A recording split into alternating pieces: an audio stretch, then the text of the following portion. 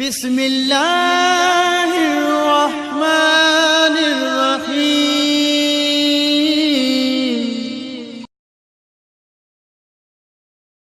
أعوذ بالله من الشيطان الرجيم.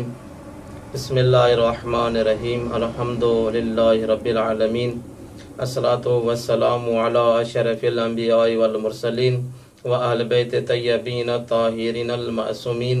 अम्मा बाद बिस्मिल्लाहिर्रहमानिर्रहीम। मोहतरम नाज़रीन अस्सलामु अलैकुम व रहमतुल्लाहि व बरकातुहू। मोहतरम नाज़रीन, पंहिंजी गुफ़्तगू खे अॻिते वधाइण फ़िक़े में रोज़नि जे अहकाम में पहिरियों दर्स खणी तव्हांजी ख़िदमत में हाज़िर थियो आहियां। जहिड़े नमूने सां माह रमज़ान मुबारक जी आमद आहे, बहर रहमत ख़ुदा असां सभिनीनि खे पंहिंजे बरक़ात सां फैज़याब करण जे लाइ बेक़रार आहे। इन लाइ ज़रूरी सम्झो त माह रमज़ान जा कुझु अहम मसाइल बयानु कया वञनि ताकी इन्हनि मां मुमिनीन ऐं असां तमामु जेके इन मां इस्तिफ़ादो हासिलु कयूं।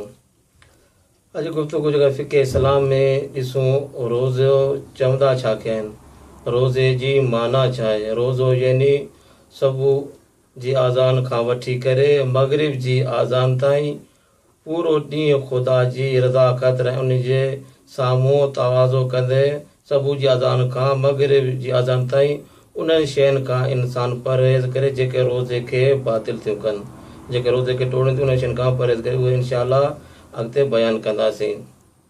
हिते सुबुह जी आज़ान खां वठी मग़रिब जी आज़ान ताईं इहो जेको चवणु, इहो फ़क़ति आज़ान बि उहो आज़ान कोन्हे। इहो कोई आज़ान करे पहिरियां बि अची सघे थी, कॾहिं वरी बाद में बि आज़ान अची सघे थी। आज़ान मां ते चवण जो मतिलबु जेको आज़ान जो जेको असली टाइम आहे उहो मुराद आहे। आज़ान जो असली टाइम जेको आहे उहो मुराद आहे, न की जेका आहे जेका फ़क़ति आज़ान हुजे। कंहिं आज़ान अॻिते पोइते बि थी सघे, उहो सुबुह टाइम करे उहो जेका आहे उलमा बयानु कनि था, उहा असली टाइम जेका आहे सुबुह सादिक़ आहे। इन जो सुबुह सादिक़ कहिड़े टाइम ते थो, हिकु सुबुह सादिक़ ॿियो फजर काज़िब आहे। फजर काज़िब आहे उन खे चवंदा जेको आसमान ते हिकु लकीर ज़ाहिर थिए थी, जंहिंजी जेका रोशनी जेका आहे कंहिं महिल घटि थींदी आहे, कंहिं महिल वधंदी आहे। चई तरफ़ उहा जेका रोशनी ख़तमु थी वञे, उन खां बाद में जेका सफ़ेदी फैलिजी वेंदी आहे, उनखे जेका आहे सुबुह सादिक़ चवंदा आहिनि। छो इंसान जे लाइ जेको सुबुह सादिक़ जेको हासिलु करणु हर इंसान जे लाइ मुश्किल आहे। इन जे करे मक़ादिमा कैलेंडर वग़ैरह छापिया था वञनि, उन जेका टाइम टेबल लिखियो थो, हिन टाइम ते रोज़ो रखो, हिन टाइम ते रोज़ो बंदि कयो।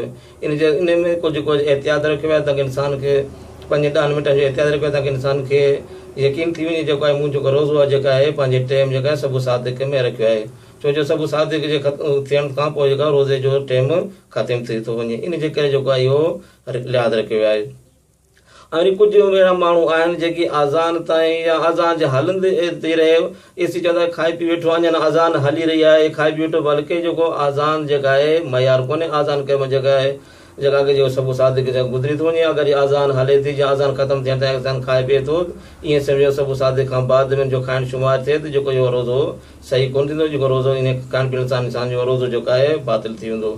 ऐं ॿियो मसइलो माह रमज़ान मुबारक जॾहिं बीहे थो त इंसान जेका रोज़े वग़ैरह जी इंसान नियत थो करे सुबुह जो, त जेका इहो ज़रूरी कोन्हे त इंसान उनखे लफ़्ज़नि तक़रार करे या कसर करे, बल्कि जेको इंसान जेका इरादो करे त ख़ुदा मुताल जी बारगाह में जेको रोज़ो रखी रहियो आहियां, ख़ुदा जे अमर खे अंजाम ॾींदे ऐं ख़ुदा जे हुकुम बजावरी जे लाइ अगरि इहो रोज़ो रखे थो, सभु जेको उन्हनि शयुनि खां इंसान जेको परहेज़ करे जेके रोज़े खे बातिल थियूं कनि, इहो जेको आहे काफ़ी आहे।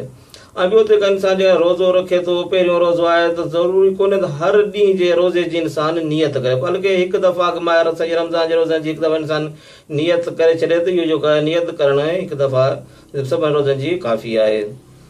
ऐं ॿियो त इहो मसइलो आहे जेका इंसान माह रमज़ान मुबारक में अगरि इंसान रोज़ो रखे थो त सभु आज़ान खां वठी मग़रिब ताईं उन नियत ते इंसान बरक़रार हुजे।